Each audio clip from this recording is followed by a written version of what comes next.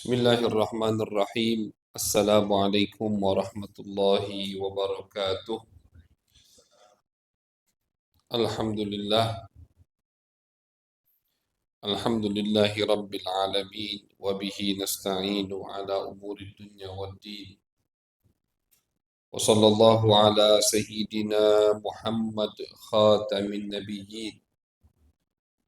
وعلى آله وصحبه أجمعين رب اشرح لي صدري ويسر لي أمري واحلل عقدة من لساني يفقه قولي سبحانك لا علم لنا إلا ما علمتنا إنك أنت العليم الحكيم أما بعد قال المؤلف رحمه الله تعالى ونفعنا به وبعلومه وبعلوم مشايخنا وبعلوم سائر الصالحين في الدارين آمين إلى أن قال فصل شروط الصلاة ثمانية طهارة الحدثين والطهارة عن النجاسة في الثوب والبدن والمكان وستر العورة واستقبال القبلة ودخول الوقت والعلم بفرضيتها وألا يعتقد فرضا من فروضها سنة واجتناب المبطلات. Alhamdulillah, puji syukur kehadiran Allah Subhanahu wa taala atas segala nikmat yang Allah berikan. Salawat dan salam kita haturkan kepada baginda besar Nabi Agung, Nabi besar Muhammad sallallahu alaihi wasallam. Ma'asyiral hadirin jamaah, ma'asyiral hadirin wal hadirat jamaah yang dirahmati oleh Allah. Malam hari ini kita sambung kajian kita walaupun agak ditunda 3 malam, semestinya kita malam Selasa kemarin. Tapi karena ada ada halangan, jadi kita tunda dan alhamdulillah malam hari ini masih bisa kita lanjutkan daripada kajian rutinan bulanan pembacaan kitab Safinatun Najah, bagaimana kita beribadah yang benar menurut syariat baginda Nabi besar Muhammad sallallahu alaihi wasallam. Yang mana kajian kita di dalam kitab Safinatun Najah itu memasuki daripada bab salat. Dari awal sampai bab ini yang kita kaji adalah bab yang berkaitan dengan taharah. Bagaimana berwudu, bagaimana bertayamum, bagaimana mandi wajib, bagaimana ketika perempuan datang haid, pembahasan tentang niat, tentang najis, itu semua yang kita kaji sebelum bab ini. Sekarang kita memasuki bab salat. Pertama yang dibahas oleh beliau pengarang kitab ini terkait dengan bab salat, yaitu adalah syurutus salati thamaniyatun. Syarat sahnya salat. Syarat ini artinya kalau tidak ada dari syarat yang sudah disebutkan, maka salat tersebut tidak sah. Itu maksudnya. Jadi kalau tidak ada syarat salat 8 yang akan disebutkan oleh beliau, tentunya semua berdalilkan dan berdasarkan kepada hadis-hadis baginda Nabi besar Muhammad sallallahu alaihi wasallam. Jadi ulama kita itu dari Imam Asy-Syafi'i sampai ulama-ulama kita sekarang, ketika mereka nyebutkan misalkan syarat salat begini, itu bukan dari dari hasil pemikiran mereka sendiri, tanpa ada dalil, tanpa ada argumen, tanpa ada dasar dari Al-Quran atau hadis Nabi besar Muhammad sallallahu alaihi wasallam. semuanya berdalilkan dan berdasarkan Al-Quran dan hadis Nabi. Ya, cuman kita ini diumpamakan sama ulama tinggal tinggal makannya tinggal lemaknya. Kita kalau mau makan apa misalkan, makan bakso misalkan, kita tinggal makan Imam Syafi'i dan imam-imam sebelum kita, mereka yang mengumpulkan bumbunya, mereka yang masak, mereka yang ngeracik. Kita tinggal makan, gitu. Jadi enak, tinggal tahu jadi yang kita terima dari mereka. Tanpa perlu kita mencari hadis Nabi, sanadnya, kesohihannya, dan seterusnya. Panjang ceritanya kalau berkaitan dengan hukum. Nah, jadi ketika disebutkan oleh beliau syarat sah salat ada 8, itu tentu ada dalilnya semua dari hadis Nabi besar Muhammad sallallahu alaihi wasallam. Dari 8 itu yang pertama adalah taharatul hadatsain. Syarat sahnya salat yang pertama adalah suci dari kedua hadas. Suci dari kedua hadas. Ada hadas kecil, ada hadas besar. Itu kemarin sudah kita kaji di kitab ini. Hadas kecil kita wajib wudu, hadas besar kita wajib mandi. Hadas kecil wajib wudu, hadas besar wajib mandi. Orang yang sholat tapi dia punya kewajiban untuk wudu, berarti sholatnya nggak sah sampai dia wudu. Orang yang kena kewajiban sholat tapi dia punya hadas, sehingga hadas besar tadi tidak menjadikan sholatnya sah, berarti dia wajib mandi. Jadi wudu dan mandi wajib hukum aslinya tidak wajib. Kalau kita ditanya apa hukum wudu? Hukum wudu itu hukum aslinya itu sunnah, bukan wajib. Kapan wudu itu jadi wajib? Kalau sholat tidak sah. Ketika kita sholat wajib sholat. Tapi kita tidak bisa melakukan sholat kecuali kita ada wudu. Nah, di situ wudunya baru jadi wajib. Kalau hukum wudu di selain sholat, sunnah. Walaupun tetap dianjurkan kita selalu dalam keadaan berwudu. Sangat dianjurkan kita untuk selalu dalam keadaan berwudu. Cuman hukum wudu itu sunnah, tidak wajib. Kapan wajibnya wudu? Ketika sholat kita tidak sah kecuali kita ada wudu, baru wajib. Mandi besar juga begitu. Kita dalam keadaan junub atau perempuan baru suci dari haidnya. Apakah wajib langsung mandi? Tidak wajib. Kapan dia wajib mandi? Kalau dia mau sholat. Karena ketika dia sholat belum mandi, tidak sah sholatnya. Nah, maka yang wajib kena kewajiban sholat, tiba waktu sholat, masuk waktu sholat, belum wajib. Sampai waktunya mepet, di situ dia baru wajib mandi. Nah, jadi syarat pertama agar sholat kita sah adalah suci dari hadas kecil dan hadas besar. Kalau mampu tentunya. Kalau kita mampu untuk bersuci. Bagaimana yang tidak mampu untuk bersuci? Ya, misalkan orang punya hadas kecil atau hadas besar. Ini kita kaji udah kemarin di bab tayammum. Tapi dia ada luka.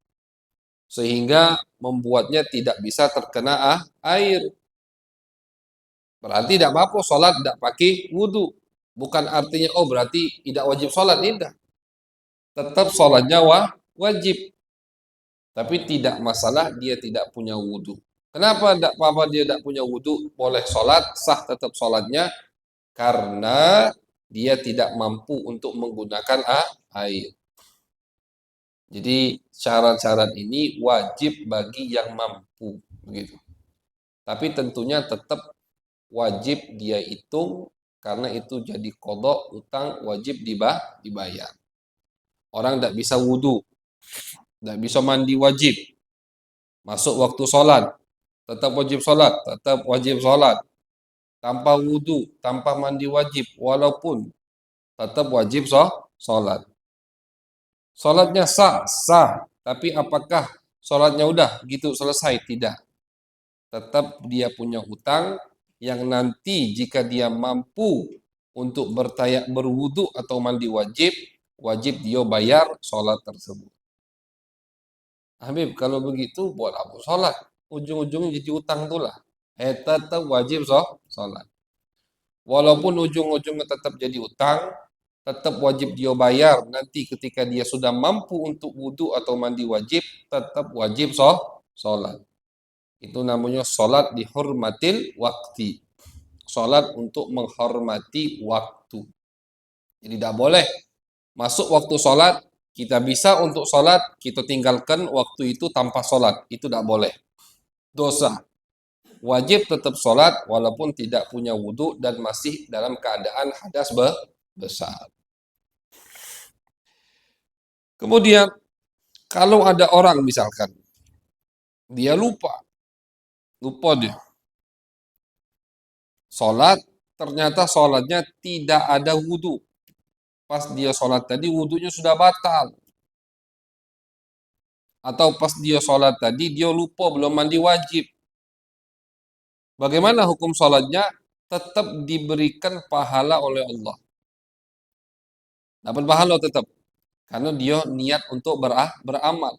Dia sholat sudah. Ada orang misalkan sholat isya tadi. Sampai rumah dia baru ingat, oh tadi aku sholat isya, ternyata sudah batal wudhu. Apa hukumnya? Harus sholat lagi. Dia harus sholat lagi. Walaupun ingatnya setelah 2 hari misalkan. Selagi dia ingat ternyata sholat kemarin tidak ada wudhu, maka dia wajib ulang sholat tersebut. Untuk yang ingat. Jadi ada orang sholat isya. Lupa dia, sholat tadi tidak kati wudhu. Ingatnya kapan? Ingatnya besok, tidak apa-apa. Ingatnya seminggu lagi. Oh ternyata malam Jumat kemarin aku pas sholat isya itu udah batal. Wajib dia ulangi. Bukan, oh udahlah seminggu juga. Angus, tidak kati angus. Urusan sama Allah kati angus. Wajib dia ulangi. Dia ulangi wudhu, ulangi. Terus Habib sholat kemarin, coba sholat kemarin tetap dikasih pahala oleh Allah. Karena niat baiknya untuk ibadah melaksanakan sholat isya. Tapi apakah cukup sholat kemarin untuk tidak dia ulangi? Tidak cukup. Tetap harus dia sholat lagi, karena sholat kemarin dia laksanakan tanpa ada wudhu. Ini kalau yang lupa. Kalau yang sengaja sudah sholatnya tidak sah, dapat dosa dari Allah Subhanahu wa Ta'ala. Tahu, sadar, kata wudhu, dia sholat, haram. Tidak boleh main-main dalam beribadah kepada Allah. Kemudian syarat kedua, agar sholat kita sah, at-taharah anin najasati fi thawbi wal badani wal makan. Suci dari najis. Kalau tadi suci dari hadas. Hadas itu tidak kelihatan, hadas misalkan ada yang wudu, ada yang tidak kati wudu. Apa ada bedanya? Kati bedanya. Cuman yang kati wudu tadi dalam keadaan berhadas, yang ada wudu tidak ada hadas. Hadas nggak kelihatan. Beda dengan najis. Kalau najis kelihatan. Nah, makanya syarat kedua agar sholat kita sah, suci kita dari najis. Di mana suci dari najis? Fi thawbi, pakaiannya. Wal badani, badannya. Wal makan, dan tempat dia sholat. 3 ini harus suci dari najis. Pakaian, badan, badan tadi anggota tubuh. Harus tidak ada najis yang menempel di situ. Wal makan, dan tempat, sejadah misalkan, karpetnya. Di mana kita sholat, maka tempat itu harus suci dari najis. Tidak boleh ada najis yang nempel, baik itu di baju atau di badan atau di tempat kita sholat. Cuman jangan ini menjadikan kita was-was. Tidak usah di sini was-was, semasjid yo perhatikan. Ujung-ujung aduh dak najis, tidak usah. Nah, cuman untuk pengurus masjid ya harus, termasuk kewajiban pengurus masjid Untuk apa? Untuk menjaga kebersihan masjid. Karena apa? Najis ini, jadi najis itu sempat kita bahas, tidak apa-apa kita ulang. Najis itu ada yang tidak dimakfu. Makfu itu tidak diberikan toleransi oleh syariat. Tetap najis. Cak manobe di manobe keadaannya najis. Apa itu? Najis yang udah kita bahas. Kotoran manusia, kotoran binatang, najis maaf anjing, najis babi, ya. Itu semua tidak ada uzur dari syariat. Nah, di mana be tempatnya gitu dalam keadaan apa be itu tetap najis. Kemudian ada najis yang dimakfu. Ada najis yang dimakfu. Makfu itu dimaafkan oleh syariat.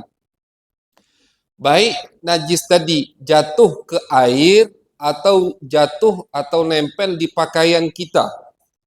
Kan kalau kita perhatikan di bab toharoh ini, najis itu kaitannya kalau tidak ke banyu, tempat kita wudhu, ke baju, ke badan.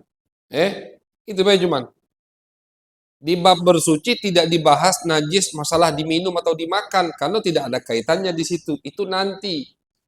Najis berkaitan dengan dimakan, boleh apa tidak, itu di bab muamalat. Babnya lain. Kalau bab dalam bersuci, bab toharo, bab wudu, bab mandi wajib, bab tayamum, bab sholat, itu najis yang dibahas yang nempel ke baju, ke badan, atau yang jatuh ke air. Itu cuma yang dibahas.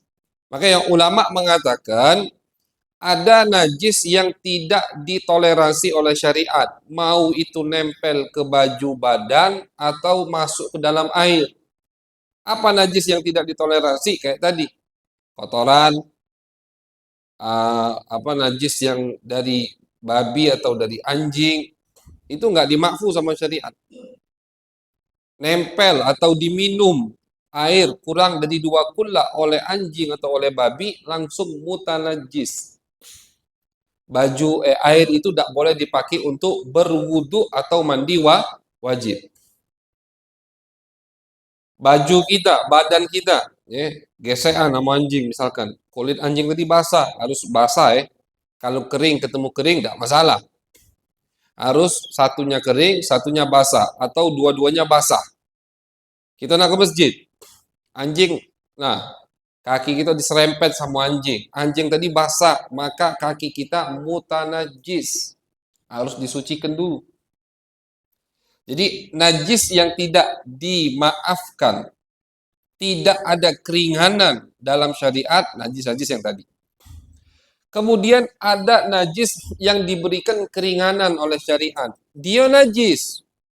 Cuman kalau najis ini masuk ke dalam air atau najis ini nempel ke pakaian dan ke badan, itu dimaafkan oleh syariat, ditoleransi, diringankan. Tidak apa-apa. Apa najis itu? Najis ma la yudrikuhu at-tarafu al-mu'tadil. At-tarfu al-mu'tadil. Najis yang tidak bisa dilihat oleh mata orang yang sehat. Ada najis yang tidak bisa dilihat oleh mata. Tapi mata bukannya pakai kacamata. Mata yang masih normal istilahnya. Apapun itu. Najis yang tidak bisa dilihat oleh kasat mata yang normal, maka najis tadi jatuh ke air atau najis tadi nempel ke baju, nempel ke pakaian, itu hukumnya tidak masalah. Banyu tadi tetap boleh digunakan untuk bersuci, pakaian, tempat, badan tetap boleh untuk sholat.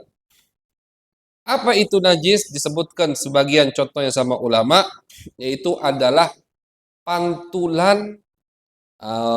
Ini di masalah ilmu kita udah boleh malu-malu. Kalau ada orang yang buang air kecil, buang air kecilnya tadi, ini sama ulama disebutkan, saking detailnya ulama kita. Buang air kecilnya tadi di lantai, bukan yang langsung ngerembes kayak di tanah, atau ke bawah air di sungai, misalkan. Bukan. Di lantai, di batu. Itu kan pas dia buang air kecil, pasti ada pantulan dari air kecilnya tadi. Ada pantulan pasti. Yang mana kata ulama, pantulan itu tidak bisa dilihat kecuali kalau melalui ada sinar matahari. Baru cinguan. Ada pantulan dari, itu kan sudah di luar batas manusia. Itu contoh yang disebutkan sama ulama. Makanya kalau buang air kecil, sunnah di tempat yang khasbun. Di dalam kitab sebutkan, tempat yang ngerembes langsung. Kalau kita ada kloset, ya di kloset. Jangan buang air kecil itu di batu atau di lantai. Bahkan kaki juga ngalir ke situ, Ustaz. Bukan masalah ngalir ke pembuangan airnya, pantulannya itu, percikannya itu. Percikan yang tidak bisa dilihat oleh mata normal itu dimaafkan oleh syariat. Baik percikan tadi nempel ke baju, nempel ke badan, atau percikannya tadi masuk ke dalam air, dimaafkan oleh syariat. Tentu ini tanpa disengaja. Oh, dimaafkan oleh syariat sengaja. Itu main-main, tidak boleh. Tentu tanpa disengaja. Ini contoh najis yang dimakfu atau diringankan hukumnya oleh syariat, baik jatuh ke air atau nempel ke baju dan badan. Itu bagian kedua. Bagian yang ketiga adalah najis yang dimaafkan di baju tapi tidak di dalam air. Nah, ini kita penting harus tahu. Najis ini diringankan hukumnya oleh syariat kalau nempel ke baju. Kalau masuk ke air, tidak kata hukum keringanan itu. Tetap dia mutanajis kalau tidak sampai 2 kullah. Najis apa itu? Qalilud dam. Darah yang sedikit. Darah gitu. Darah kita tuh najis, Pak. Makanya tidak boleh minum darah. Kenapa tidak boleh minum darah? Karena darah najis. Darah itu kalau dia nempel ke pakaian atau nempel ke badan sedikit, patokan sedikitnya kata ulama tidak melebihi 1 koin. Duit 1 koin itu tidak lebih dari situ. Kalau darahnya sudah setangan ini, baju ini darah galau, itu tidak dimaafkan. Tidak lebih dari 1 koin. Nempel ke baju atau nempel ke badan, nempel ke sejadah, tidak apa-apa. Tetap sah sholatnya. Selagi tidak banyak dan tidak disengaja. Itu, Jadi bukan ada unsur kesengajaan. Lagi sholat tiba-tiba jerawat pecah, misalkan metu darah, tidak apa-apa, lanjutkan sholatnya, tidak batal. Lagi sholat misalkan ada yang bisulan, bisulnya pecah, merembes, tidak apa-apa juga. Lagi sholat, apa lagi misalkan, lukanya terbuka, Ustaz, darah itu sampai nempel di baju, tidak apa-apa. Selagi tidak banyak. Batas banyak itu kata ulama tidak melebihi 1 koin. Koin dirham atau dinar. Tidak lebih dari 1 koin lebarnya, maka sholatnya tetap sah. Selesaikan dan tidak masalah. Ini najis yang dimakfu ketika nempel ke baju atau badan.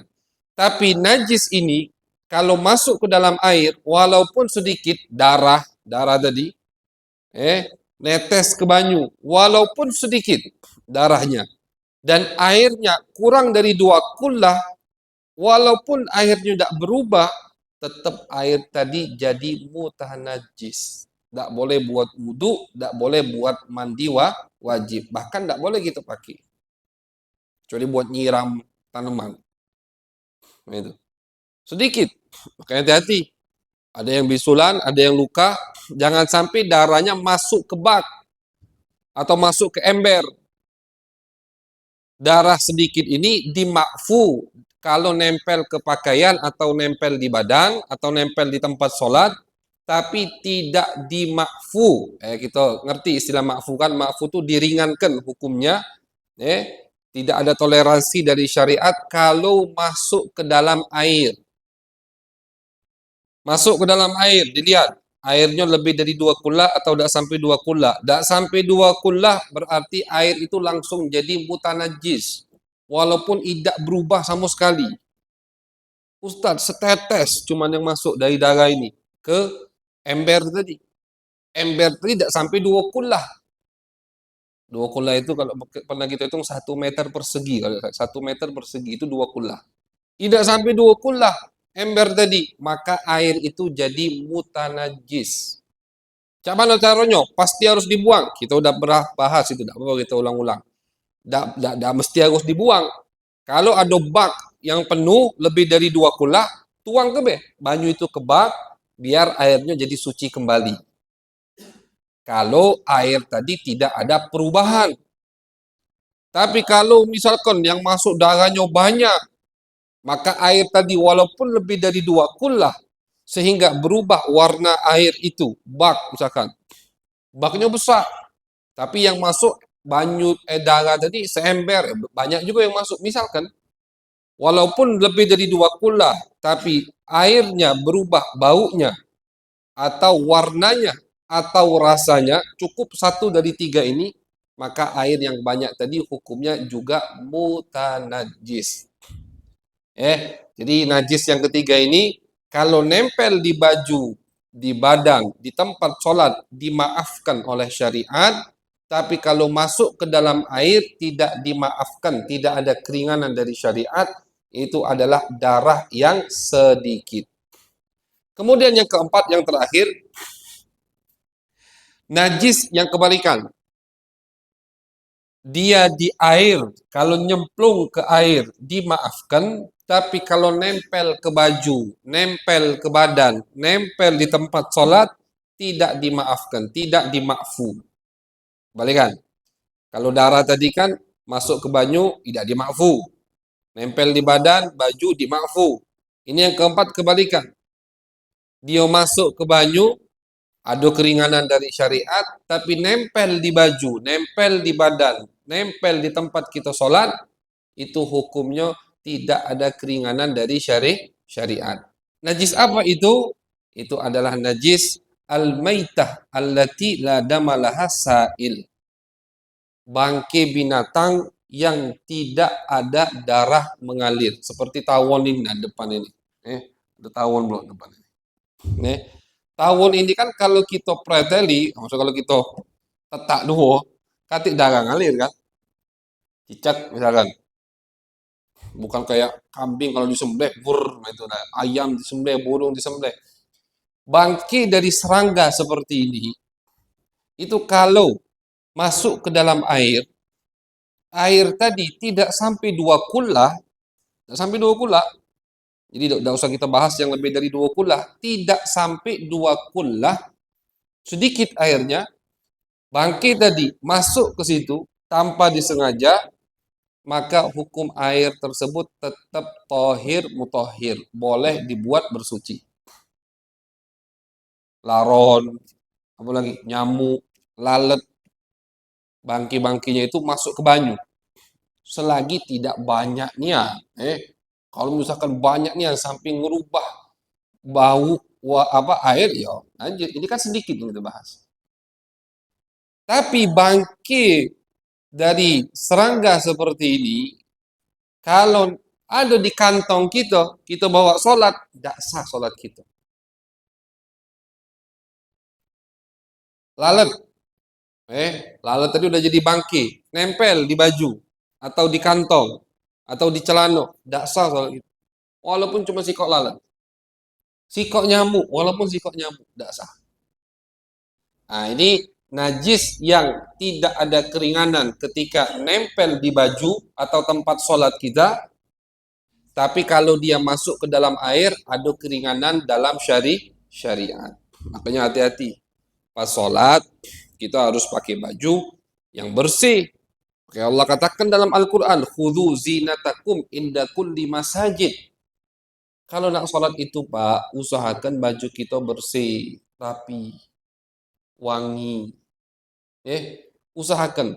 Jangan sampai kita sholat, baju itulah kita begawi, keringat-keringat, baju itulah kita sholat. Ustaz kan tidak najis, betul tidak najis. Tapi kan kurang adab. Itu nak ngadep Allah Subhanahu wa taala. Allah tidak nuntut untuk baju itu bagus, tidak.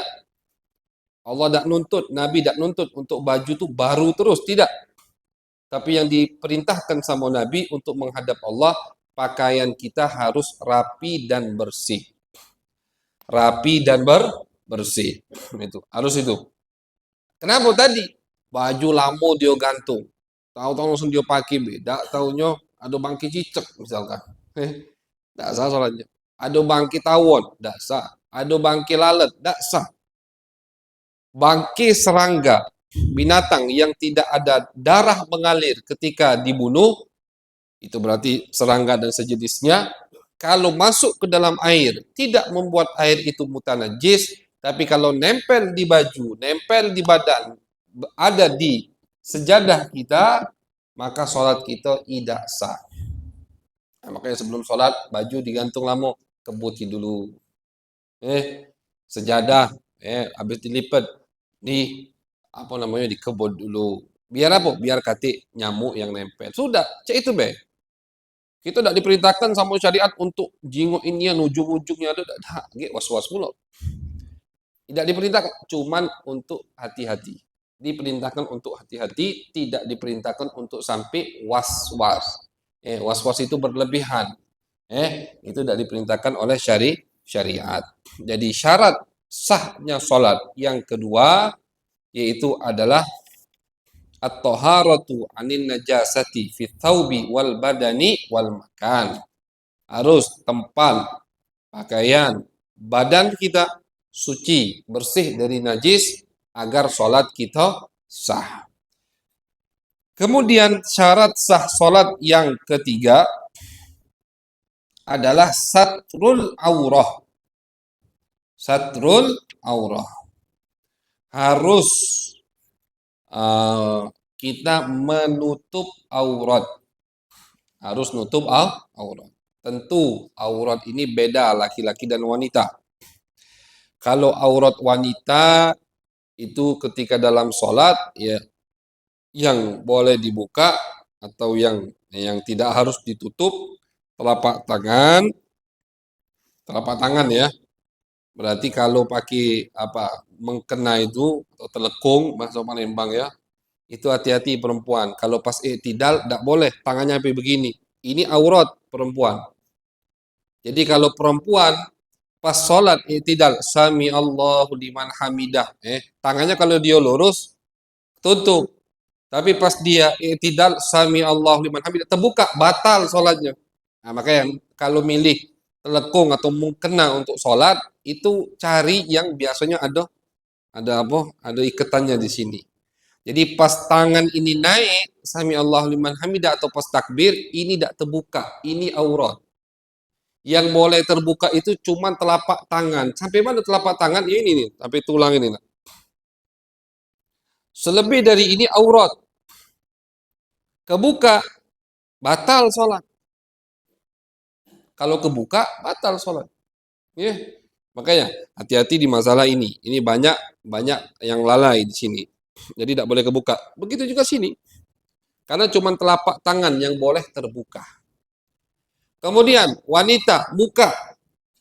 Muka yang boleh terbuka. Selain dari muka, tidak boleh terbuka.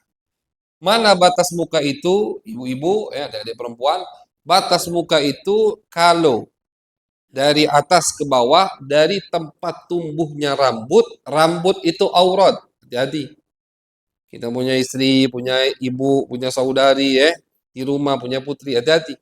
Rambut itu aurat. Kalau dia sholat, satu rambutnya keluar, satu helai, sholatnya tidak sah. Rambut itu aurat, harus tutup. Jadi aurat perempuan ketika sholat, muka ini, sampai mana batasannya? Kalau dari pucuk sampai tempat tumbuhnya rambut harus ketutup itu sampai ke dagu. Dagu ini bukan di sini. Ada jenggot pula ini. Aku jadi gambarnya. Dagu ini ujung itu tidak boleh kelihatan. Jadi dagu sini dah. Berhadapan yang kelihatan ketika berhadapan. Bawah sini, itu aurat. Makanya perempuan kalau makin mengkena, jangan tutupnya dari di sini. Ini dagunya ikut-ikutan metu, nggak sah soalnya. Ya, jadi kalau perempuan aurat sholat, tutup sini di sini dagu, nggak boleh kelihatan sini. Sini harus tutup. Jadi kalau atas dari tempat tumbuhnya rambut, kalau bawah sampai dagu harus tutup. Kemudian kalau dari samping, dari ujung telinga sini, sampai ke sini, itu batas muka. Ini perempuan yang boleh kebuka. Kalau kuping setengah kelihatan, batal sholatnya. Karena telinga termasuk aurat. Tangan tadi, kebuka sedikit, batal sholatnya. Karena itu termasuk aurat. Adapun kaki aurat. Tidak boleh wanita sholat, telapak kakinya kelihatan, batal. Pakai kaos kaki boleh, boleh. Pokoknya ketutup. Tidak harus pakai mukena. Perempuan tuh sholat tidak mesti pakai mukena. Makanya kalau umroh atau haji, jangan heran orang-orang di Masjid Nabawi atau Masjidil Haram perempuannya sholat jarang yang pakai mukena. Karena mereka habis tawaf, habis apa? Habis sa'i. Mereka tidak bawa mukena misalkan. Tapi mereka pakai baju panjang. Mereka pakai baju panjang yang ketat di sininya, nutupi aurat sini. Mereka pakai kerudung, nutupi muka. Mereka pakai kaos kaki, cukup. Perempuan itu cukup salat begitu, tidak mesti pakai mukena telepung, tidak mesti. Yang penting tadi, yang penting telapak tangannya tidak terbuka sampai ke tangan dan mukanya tertutup. Mukanya terbuka. Selain itu harus tertutup, maka cukup dia untuk sholat. Itu aurat perempuan.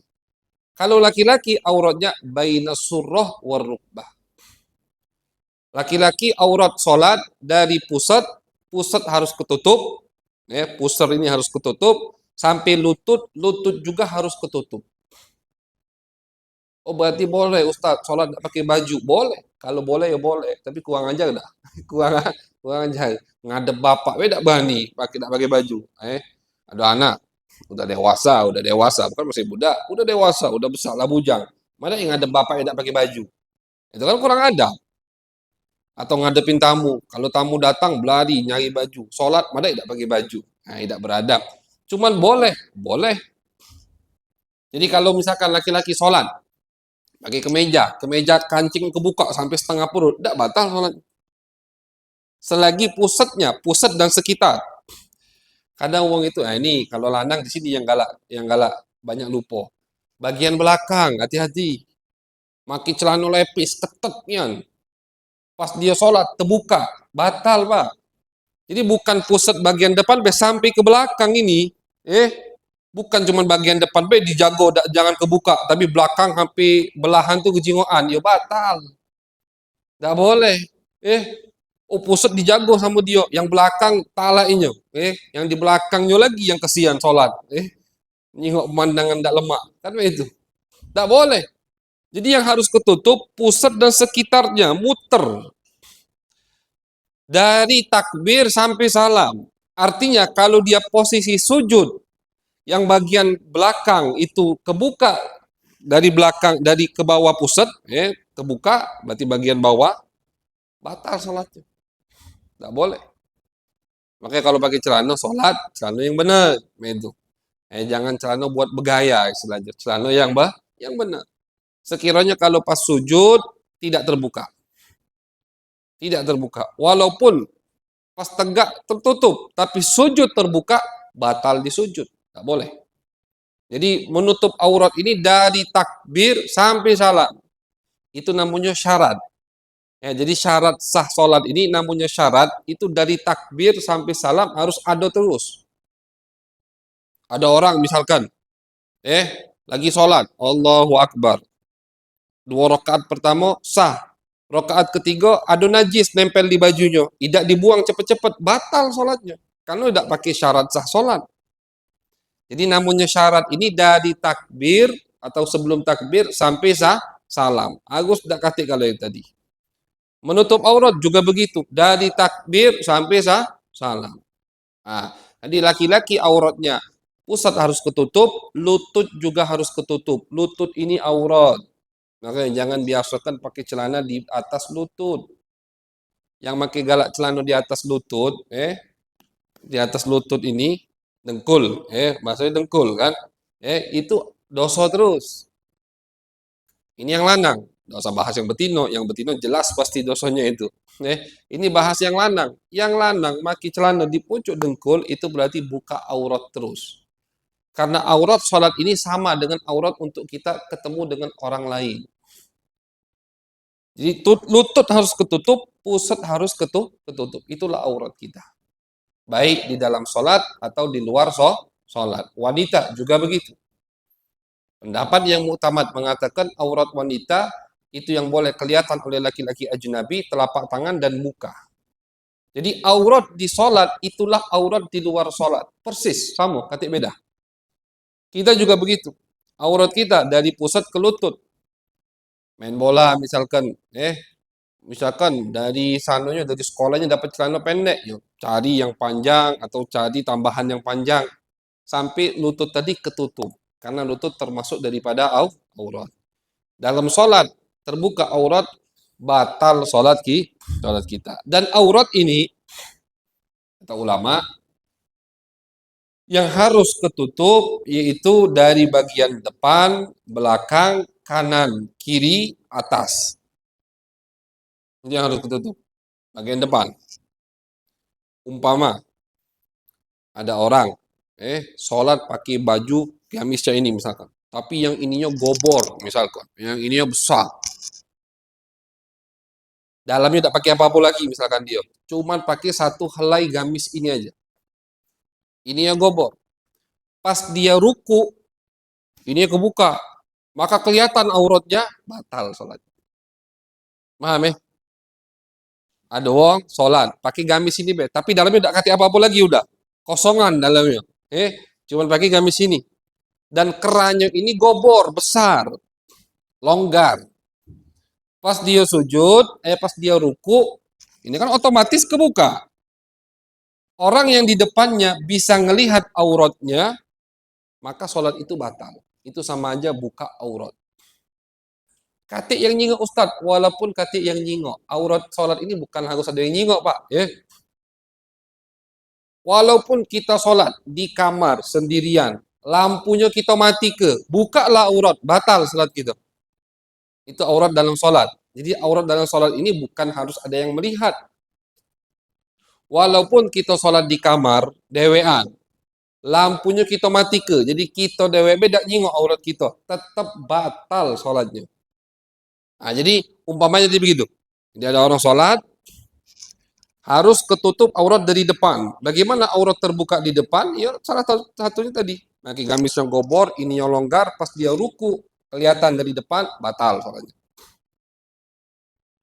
Dari samping, dari kanan kiri, dari belakang, kayak tadi, orang pakai celana, pas sujud, maaf, bagian bawahnya, di bawah pusernya itu sini, kelihatan, batal sholatnya. Dari atas juga begitu.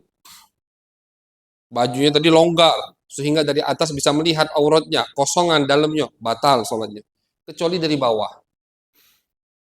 Dari bawah ada batal. Ini umpama. Masjid ini 2 tingkat, tapi kacau misalkan.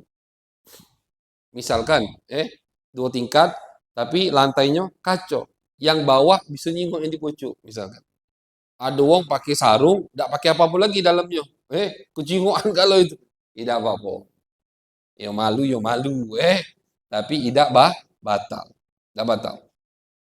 Karena aurat itu yang harus ditutup dari depan, belakang, kanan, kiri, bagian atas, dari atas tidak bisa kelihatan. Bagian bawah, dari bawah ngelihat, tidak masalah, tidak batal. Walaupun tetap sunnah untuk menutup aurat, jangan sampai ada yang bisa melihat. Jadi bagian bawah itu tidak apa-apa kalau ada yang bisa nyingok. Kalau perlu ada yang nyingok. Tidak apa-apa. Nah, jadi syarat keempat, syarat ketiga agar sholat kita sah yaitu adalah satrul aurah, menutup aurat. Masih ada 5 syarat lagi. Insyaallah akan kita kaji kembali di pertemuan yang mendatang. karena syarat sah sholat ini panjang pembahasannya, kita bagi dua. Insya Allah kita kaji kembali di pertemuan yang akan mendatang. Seperti biasa, sebelum kita tutup, kita baca sedikit 5 menit daripada nasihat Al-Habib Abdullah bin Alawi Al-Haddad rahimahullahu ta'ala.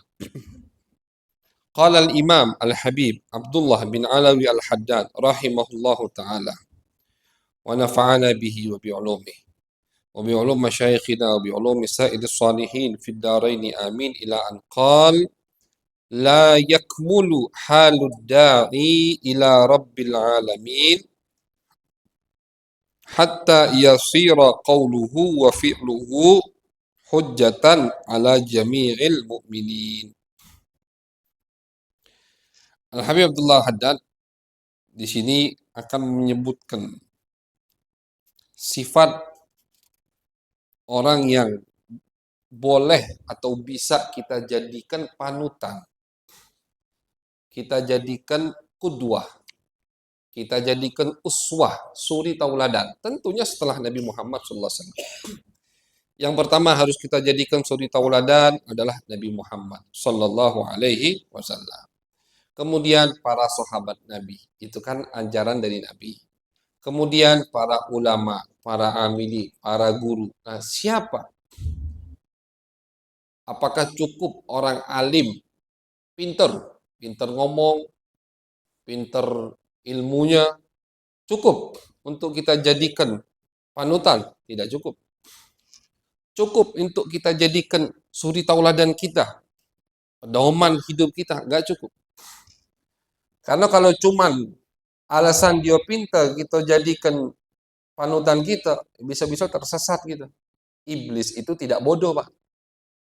Iblis itu bukan makhluk yang bodoh. Iblis itu makhluk yang pintar. Atau bisa kita katakan cerdik, licik. Iblis. Syaitan, anak keturunannya juga begitu. Nah, jadi bukan hanya patokan ilmu agama, orang itu bisa kita jadikan panutan. Orang itu bisa kita jadikan suri tauladan. Bisa kita jadikan pedoman, kita ikuti semua apa yang dia lakukan. Tidak hanya ilmu. Tentunya kata Al-Habib Abdullah bin Alawi Al-Haddad, yang harus kita lihat dari orang yang ingin kita tiru, yaitu adalah perbuatannya tadi tidak keluar dari sunnah Nabi besar Muhammad Sallallahu Alaihi Wasallam. Ucapannya, omongannya, ajarannya, tingkah lakunya keluar tidak dari syariat Nabi. Melenceng dah, tidak melenceng, tidak keluar, baru jadikan panutan. Dia berilmu, menguasai ilmu agama, karena jangan jadikan panutan yang tidak berilmu juga. Oh, akhlaknya baik, orangnya soleh, tapi tidak paham ilmu agama, ya tidak bisa dijadikan panutan. Pertama, ilmu agama harus dia kuasai. Kedua, apa yang dia sampaikan, apa yang dia praktekkan, itu tidak keluar dari syariat Nabi Muhammad SAW. Jadi tetap di dalam koridor sunnah wal jamaah. Ini patokan. Makanya biar tidak tersesat. Ada orang pakai imamah hijau pula misalkan. Tapi ajarannya sesat, kan baru tuh viral film kemarin itu. Film apa itu? Itu kan kenapa? Dan itu banyak pengakuan dari orang, ada memang itu dari kisah nyata. Dan ada yang cak itu memang kedoknya agama, kiai, ustadz, pimpinan pondok pesantren, tapi dalamnya melanggar perintah syariat. Tertipu banyak orang awam. Nah, makanya kita jangan mau tertipu. Jangan mau tertipu dengan gelar.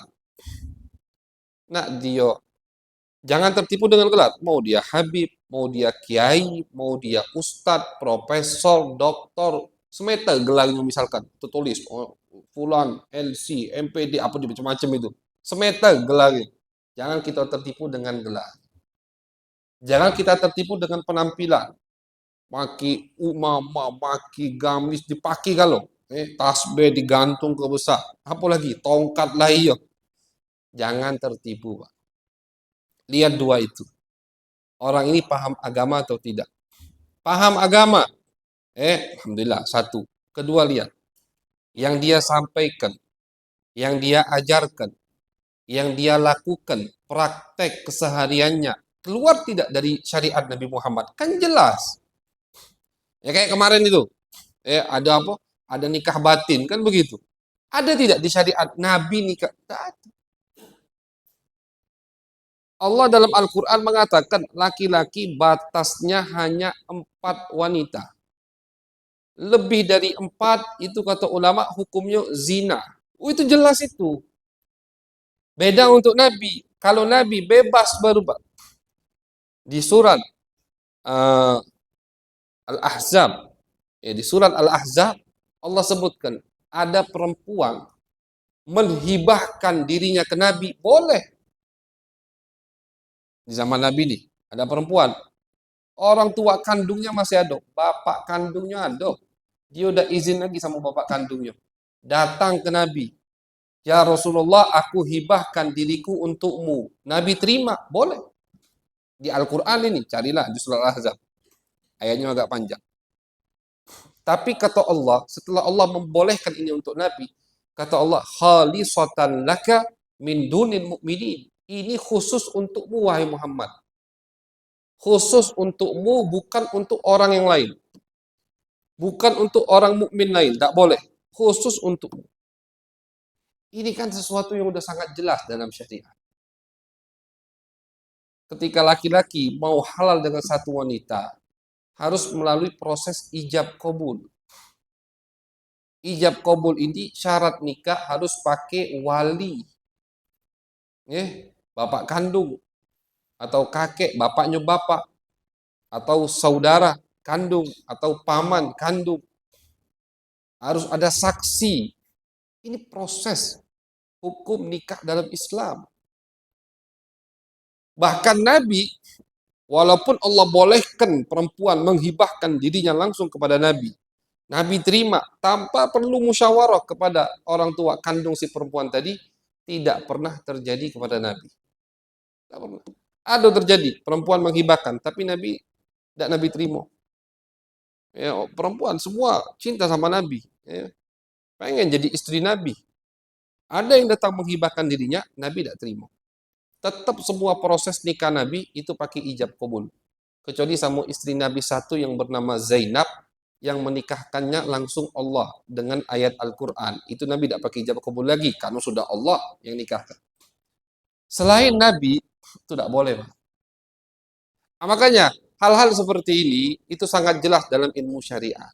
Maka kita sebelum cari guru, kita harus tahu dulu, mana yang benar, mana yang salah.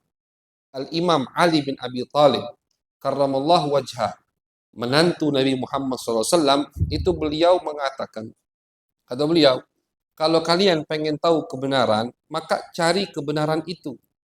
Jangan cari kebenaran dari orang. Pengen tahu jalan yang benar, tapi yang dia cari pertama kali wong dulu. Jangan, salah. Belajar dulu. Kebenaran itu apa? Mana yang benar, mana yang salah. Mana yang sah, mana yang tidak sah. Nah, maka kita akan tahu. Jadi jangan cari kebenaran dari wong. Kalau kita cari kebenaran dari wong, yang dia lakukan kalau benar, salah itu. Karena yang begitu cuma Nabi Muhammad SAW. Walaupun itu ustaz, tidak bisa hukum amaliyah ustaz dijadikan patokan hukum, tidak bisa. Mungkin ustaz itu lupa, mungkin ustaz itu tidak tahu hukum. Tidak jamin ustaz tahu semua hukum, kan tidak. Cuma Nabi yang amaliyahnya bisa dijadikan dalil. Cuma Nabi. Nabi melakukan apa berarti boleh. Nabi tidak melakukan atau Nabi ngelarang berarti tidak boleh. Tapi selain Nabi, bahkan ulama mengatakan walau sahabat. Menurut Imam Syafi'i, amaliyah sahabat tidak bisa dijadikan dalil untuk ini halal, ini haram. Tidak bisa. Apalagi ustadz zaman kita sekarang. Itu. Bagaimana kita misalkan pengen tahu? Cari hukumnya. Ustadz itu melakukan ini, boleh apa tidak? Ada yang kawin tanpa ijab kabul, boleh apa tidak? Tidak boleh. Hukum ini kan pukul rata, rata hukum Islam ini. Tidak pandang bulu. Nak dia ustadz, nak dia siapa? Kalau nak kawin harus ijab kabul. Ini yang dimaksud oleh Habib Abdullah bin Alawi Al-Haddad. Jadi kata Habib Abdullah Al-Haddad, jangan kalian jadikan satu orang panutan sampai kalian lihat bagaimana ilmunya dan bagaimana amaliyahnya, ucapannya, prakteknya dalam mengikuti syariat Nabi besar Muhammad SAW. Tidak mengikuti syariat Nabi, siapapun itu jangan dijadikan panutan. Itu inti dari nasihat Al-Habib Abdullah bin Alawi Al-Haddad pada malam hari ini. Mudah-mudahan kita diberikan keberkahan oleh Allah Subhanahu wa taala dan diberikan taufik hidayah sehingga kita bisa menemukan orang yang bisa kita jadikan panutan, guru, pedoman hidup kita mengikuti sunnah Nabi besar Muhammad sallallahu alaihi wasallam. Amin ya rabbal alamin. Sallallahu alaihi wasallam Muhammad wa ala alihi wasallam. Walhamdulillahi rabbil alamin. Ya